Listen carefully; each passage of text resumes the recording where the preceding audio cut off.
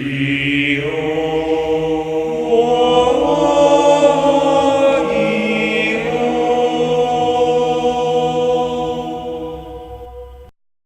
morning, YouTube, and today I'll be profiling for you my legendary Fisherman deck. This is obviously a more rogue deck, and it's not something that's the most competitively viable, but it's actually quite fun, and the build I made, it's definitely not something that you're going to look to take to an event, especially with this particular build, but I had some fun with it, so let's hop right into it. We're starting off with the original, the Legendary Fisherman. He's unaffected by magic cards. Yeah, that's what's so fun about this version, is that he's unaffected by spell cards, and he's pretty darn cool. Your heart and soul of the deck, pretty darn cool. Next we have the Legendary Fisherman number 2, but we run a playset of him. It's really difficult to say running 3 of 2. Let me just read his effect verbatim so I don't mess him up. This card's name becomes the Legendary Fisherman while on the field or in the graveyard. While the Umi is on the field, this card is unaffected by monster effects, of other monster effects that is. If this face-up card is destroyed by battle and leaves the field by an opponent's card effect, and while its owner controls it, you can add a level 7 water monster from your deck to your hand.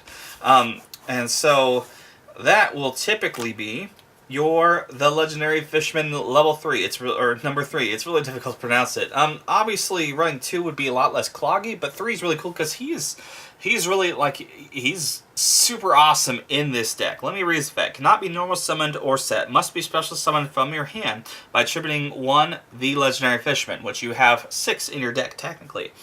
When this card is special summoned, you can banish all monsters your opponent controls. Also, this card cannot attack that turn, which is okay because you're going to be getting rid of all your monsters.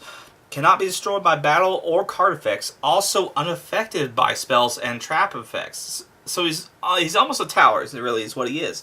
Once per turn, you can return as many of your opponent's banished cards as possible to the graveyard, and if you do, the first battle or effect damage your opponent takes this turn becomes double. So it's pretty darn cool, especially if your opponent's playing like a heavy banisher deck, but that is pretty darn awesome in itself. Allows you to push for games, do some crazy shenanigans. This guy, if you get him off, you're gonna be in a pretty darn good place. Next, I run 1 Leviathan Daedalus. I really like the other dude, but he requires a lot more. He's a 7-star monster, which means with the Legendary Ocean, he's a 6-star monster, which makes him pretty decent in this deck. I didn't try, I used to have the Fortress Whale in here, but I found this guy is a little bit better, especially with the Umi heavy build that I decided to go with. He destroys all cards on the field, right? Yeah, all other cards, by sending Umi on the field of the graveyard, destroys all other cards on the field. So that's pretty darn cool. It gives you some more board clearance, kind of like the Legendary Fisherman number 3. That's a lot of high-star monsters, but we'll get into why we do so later on. Next, we run the baby version, Kodaris. You attribute an Umi or Legendary Ocean or one of the many other things that are counted as Umi in this deck and destroy up to 2 cards on the field. It's definitely a weaker version, but something you can normal summon and get some nice removal on the field while you have that. I run 1 Warrior of Atlantis. Searches out Legendary Ocean. You definitely have plenty of ways to search it in your deck and plenty of cards to act as Umi, so you don't need to maximize it. Plus, he's decent in terms of 1900 attacks, so that's not too bad. Next, I run Playset of Maiden of the Aqua. The reason I want her is because, she's treated as Umi, but she's pretty decent defense if you're trying to set up, and she's a 4-star monster. So I like to keep her maximized, because you can't run Umi and Legendary Ocean, but you can run a playset of her, which I like, and again, for this heavy Umi build, I like it. For a little bit more consistency, we run a small frog engine. We run triple the swap because he gets your plays started 1 Ronin and 1 Dupe Frog. Obviously, you can maximize these or increase your numbers on these, but I like them just as is, and it gives you a lot more options, ways of tributing off monsters, and gives you, you can go to Totally Awesome or some links. That's pretty darn cool. It gives you a little bit of synergy with the deck. Next, I run a playset of the Legendary Ocean. This is fantastic. It's one of those gimmicky cards, field spells, that has so much power because of its support.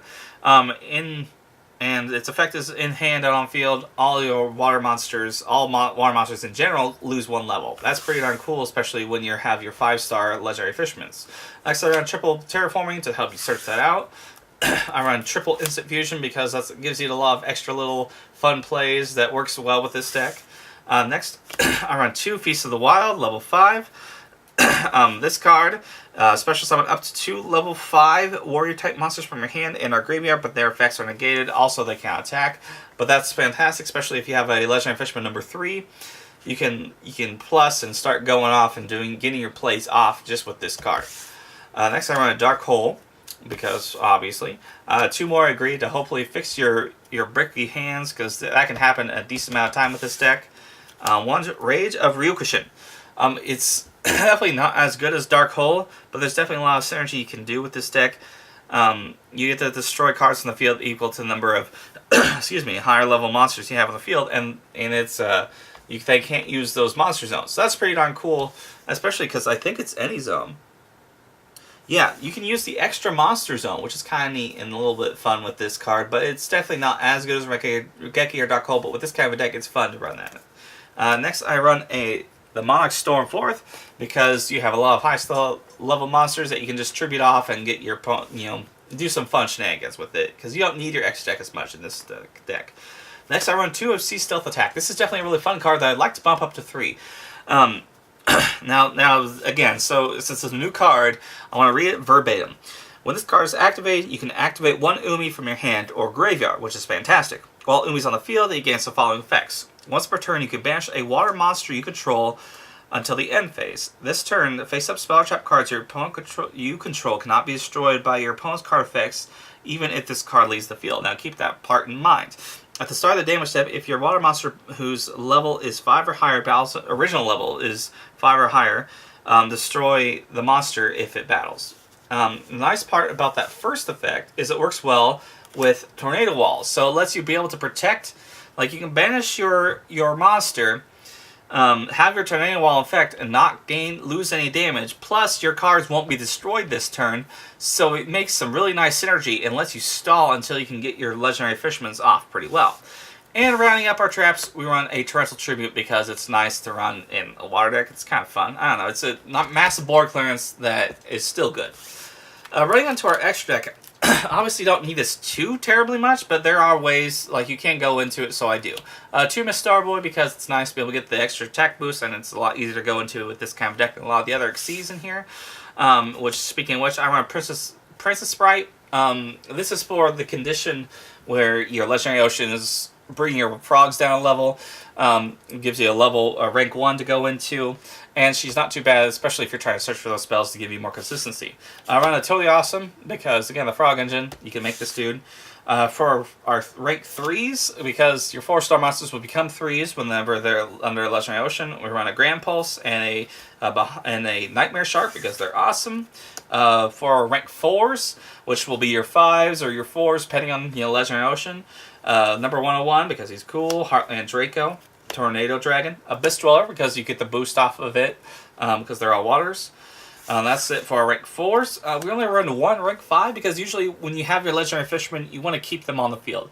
But I run a Shark Fortress because he gives you that extra double attack, and it forces you to attack him versus other of your monsters that you're trying to set up, and he's not too bad of a rank 5 in my opinion. Running on to our fusions, we run 2 Sea Monster of Theseus for instant fusion targets, and 2 Thousand Eyes Restrict. Obviously, Restrict is just there for board clearance because you can't really do too much with him, and you can use him for Exceed. Under Legendary Ocean, you can go for your Princess Sprite underneath him. And Sea Monster of Theseus, it gives you rank 4 plays, rank 5 plays. It's just not that bad of a card, so I decided to run it in this kind of deck. And that's going to wrap up my Legendary Fisherman deck. Obviously, this is not the most tournamentally viable deck, but it's really a fun one that I feel like if given the right person to build it, it could be so much better.